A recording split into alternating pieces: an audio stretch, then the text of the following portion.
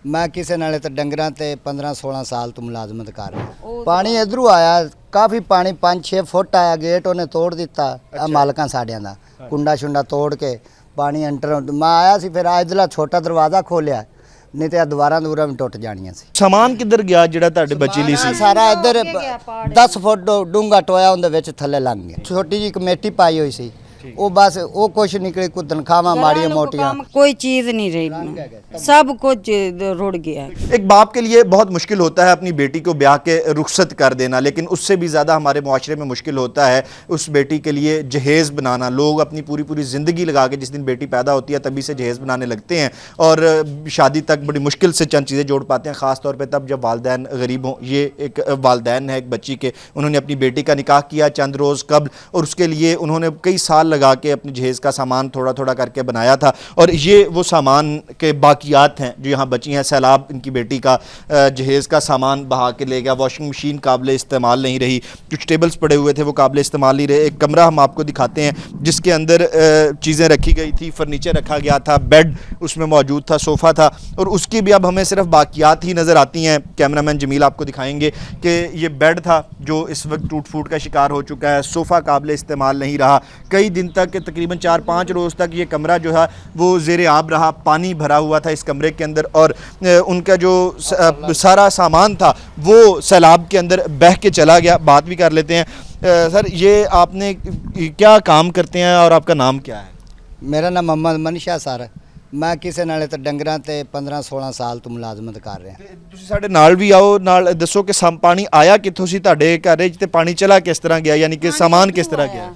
पानी इधरों आया, काफ़ी पानी 5-6 फुट आया, गेट उन्हें तोड़ दिता। मालक साढ़िया का कुंडा शुंडा तोड़ के पानी अंटर मैं आया सी, फिर इधरला छोटा दरवाज़ा खोलिया, नहीं तो दीवारां दूरा भी टुट जानियां सी। ते सामान किधर गया जिहड़ा तुहाडे बची ली सी? सारा इधर 10 फुट डूंगा टोया उहदे विच थल्ले लंघ गया। यानी उत्थे टोया सी, उत्थे पानी जिथे जा रहा सी ਉਹਦੇ ਵਿੱਚ चला गया। ते तुसी सामान किस तरह बनाया सी ते किदों तुहाडी बेटी दी शादी? छोटी जी कमेटी पाई हुई सी, वो बस वो कुछ निकली, कोई तनख्वाह माड़िया मोटियां, घरां दे काम कर ले, कोठियां च कर लिया, उदू को नान पना ले ले, एवें करके असीं जड़ा ने गुजारा कीता भी बच्चे दे चलो और नहीं ते दिन कोई शय बन जाए। ਤੇ ਉਹਦੇ ਵਿੱਚ ਇਹਦਾ ਥੋੜਾ ਜਿਹਾ ਸੋਨਾ ਵੀ ਪਿਆ ਸੀ, ਉਹ ਵੀ ਰੁੜ ਗਿਆ ਸੀ, ਉਹ ਵੀ ਨਹੀਂ ਚੁੱਕਿਆ, ਕੋਈ ਚੀਜ਼ ਨਹੀਂ ਚੁੱਕੀ, ਸਾਡੇ ਕੱਪੜੇ ਨਹੀਂ ਚੁੱਕੇ ਸੀ, ਉਹ ਵੀ ਸਾਰਾ ਰੁੜ ਗਿਆ, ਸਾਰਾ ਕੁਝ ਰੁੜ ਗਿਆ। ਤੇ ਬਾਜੀ ਤੁਸੀਂ ਹੁਣ ਬੇਟੀ ਤੁਹਾਡੀ ਦੀ ਸ਼ਾਦੀ ਕਿਦੋਂ ਹੈ, ਕਿੰਨੇ ਦਿਨ ਰਹਿੰਦੇ? ਉਹ ਸ਼ਾਦੀ ਦੇ 2 ਮਹੀਨਾ ਦਾ ਟਾਈਮ ਸੀ ਬਸ। 2 ਮਹੀਨੇ ਤੱਕ ਤੁਸੀਂ ਤੇ ਕਈ ਸਾਲ ਲਾ ਕੇ ਸਾਰਾ ਸਾਮਾਨ ਬਣਾਇਆ ਸੀ, ਹੁਣ ਫਿਰ ਕਿਵੇਂ ਸਾਰਾ ਸਾਮਾਨ ਦੁਬਾਰਾ ਕਰੋਗੇ? ਕੀ ਦੁਬਾਰਾ ਮੁਸ਼ਕਿਲ ਇਹ ਲੱਗਦੀ ਵੀ ਸਾਡੇ ਕੋਲ ਕਿੰਨਾ ਵੀ ਸਾਡੇ ਕੋਲ ਇੰਨੀ ਗੁੰਜਾਇਸ਼ ਨਹੀਂ ਵੀ ਅਸੀਂ ਹੁਣ ਬੱਚੀ ਨੂੰ ਦੇਵੀਏ ਕੀ ਤੇ ਕੀ ਨਹੀਂ ਇਹਨਾਂ ਨੂੰ ਪਤਾ ਦੇਵੀਏ। ਕਿਹੜਾ ਕਿਹੜਾ ਸਾਮਾਨ ਸੀ ਜਿਹੜਾ ਤੁਹਾਡਾ ਜ਼ਾਇਆ ਹੋ ਗਿਆ? ਜਿਹੜਾ ਸਾਡਾ ਨਾਨਪਨ ਦਾ ਇੱਕ ਫਰਨੀਚਰ ਜਿਹੜਾ ਬਣਦਾ ਜਿਵੇਂ ਬਣਦਾ ਉਵੇਂ ਬਣਾਇਆ ਸੀ, ਉਹ ਸਾਰਾ ਰੁੜ ਗਿਆ, ਕੋਈ ਚੀਜ਼ ਨਹੀਂ ਰਹੀ। ਟਰੰਕ ਵੀ ਮੈਂ ਉਹ ਦੇਖ ਰਿਹਾ ਅੰਦਰ, ਉਹ ਬਿਸਤਰ ਵਗੈਰਾ ਵੀ ਕੋਈ ਨਹੀਂ ਹੈ, ਉਹ ਸਾਰੀਆਂ ਚੀਜ਼ਾਂ ਜਿਹੜੀਆਂ ਸੋ ਚਲੀਆਂ, ਸਭ ਕੁਝ ਰੁੜ ਗਿਆ। ਕਿੰਨੇ ਦਿਨ ਪਾਣੀ ਦੇ ਵਿੱਚ ਇਹ ਪਿਆ ਰਿਹਾ ਸਾਮਾਨ? पानी ना जिन्ने दे पानी आंदा रहे उन्ने दी प्यारा सामान। जी बिल्कुल, आपको वो एक यहाँ पे गड़ा भी दिखाते हैं, बहुत बड़ा एक जो है वो 14-15 फुट गहरा गड़ा है। ये सामने ये खाली प्लॉट है जिससे मिट्टी खोदी गई थी और ये गहरा गड़ा है और जो जहेज़ का बच्ची का सामान था वो यहाँ पे बह गया।